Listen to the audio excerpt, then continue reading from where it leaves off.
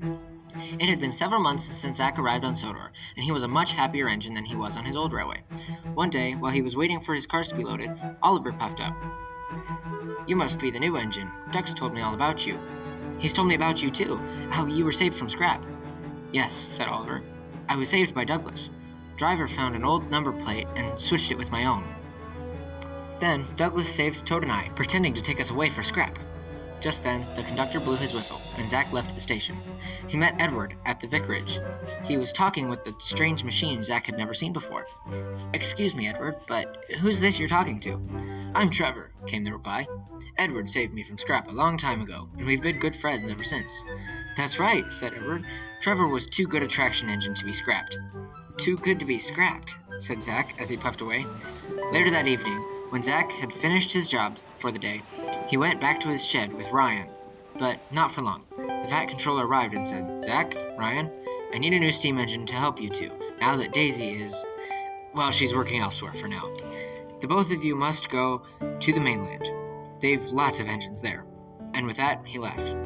"I don't know, Ryan," said Zack. "I think we should rest a while first." "Are you serious? What would the Fat Controller say then? I mean, if we were late?" "I suppose, but we should hurry. I can't exactly say I'm fond of the dark." When they arrived at the workshop on the mainland, they saw lots of engines. "But these are all diesels. The Fat Controller wants a steam engine. And look, there's Class 40. Let's go home before he sees us." "Yeah, good idea, Ryan." Ryan and Zack were just crossing the bridge back to Sodor when Zack remembered some things he'd heard earlier in the day. "Ryan, do you know what Trevor and Oliver have in common?"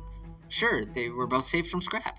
"Yes, and I was too, although I wasn't exactly saved, but you get my point." "So, we should go to the scrapyards, where Oliver was saved. And Stepney," said Ryan. "Huh?" asked Zack. "Stepney?" "Yes, Stepney, the Bluebell engine. He was also saved from the same scrapyard." "Oh, well, I was saying we should go find an engine there," Zack said excitedly. "Good idea." And with that, the two engines headed for the scrapyards. At the scrapyards, it was dark and dank. Many diesels were sleeping there, including Splatter and Dodge.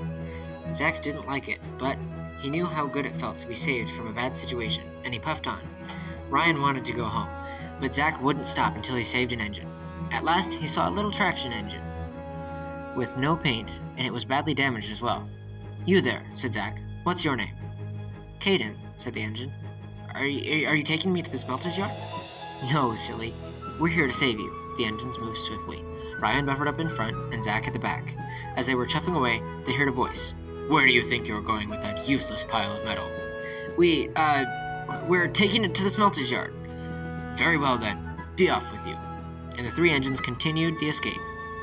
When they arrived on Sodor, the Fat Controller was pleased. "You shall be repainted, in green for glory, and gold to show that you're worth your weight in it." "Oh, thank you, sir," said Caden. Several days passed, and Caden had been put to work at the quarry near where Zack and Ryan worked, and when Mavis returned, he moved in with Zack and Ryan. He is to remain there for the rest of his days on Sodor.